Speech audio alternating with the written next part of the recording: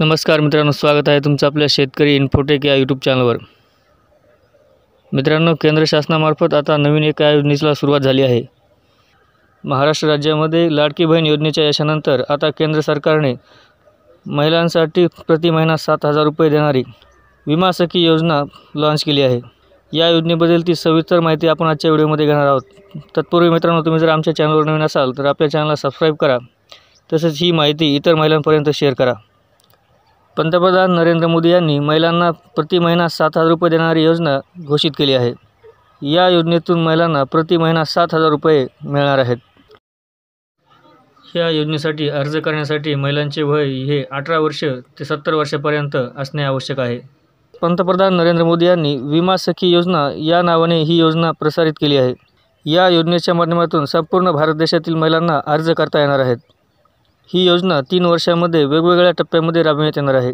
यामध्ये महिलांना पहिल्या वर्षामध्ये प्रति महिना 7,000 रुपये विद्यावेतन देण्यात येणार आहे, तर दुसऱ्या वर्षी महिलांना प्रति महिना 6,000 रुपये दिले जातील।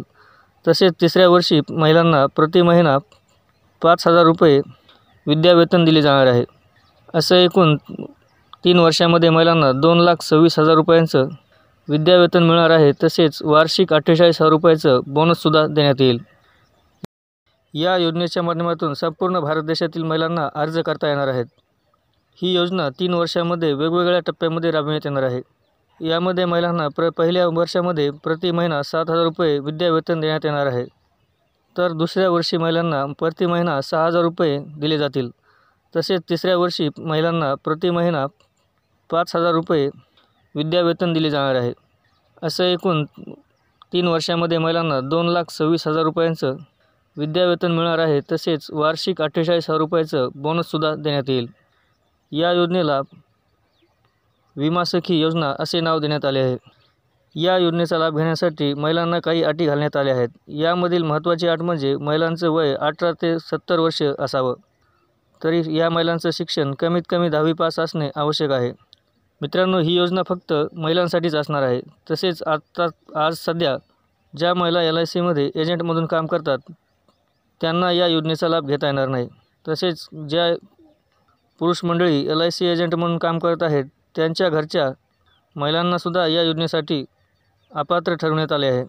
या योजनेसाठी महिलांना योजनेत सहभागी होण्यासाठी कोणकोणती कागदपत्रे लागणार आहेत ते आपण बघूयात। या योजनेचा ऑनलाईन अर्ज हा LICच्या पोर्टलवर भरायचा आहे। LICच्या वेबसाईटवर अर्ज भरत असताना महिलांना त्यांचे 10वीचे प्रमाणपत्र, वयाचा पुरावा म्हणून Aadhaar card, ration card, passport size photo, bank passbook इत्यादी कागदपत्रे लागणार आहेत।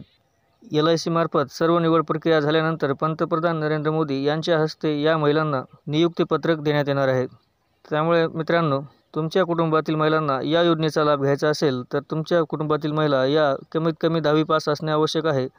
तसेच तुमच्या कुटुंबातील महिलांचे वय हे 18 वर्ष ते 70 वर्ष पूर्ण असावे। या योजनेचा लाभ घेण्यासाठी मित्रांनो, तुम्ही आत्ताच तुमच्या जिल्ह्याच्या LIC ऑफिससोबत संपर्क साधा, तसेच या योजनेचा लाभ घ्या। तसेच मित्रांनो, या योजनेसाठी ऑनलाईन अर्ज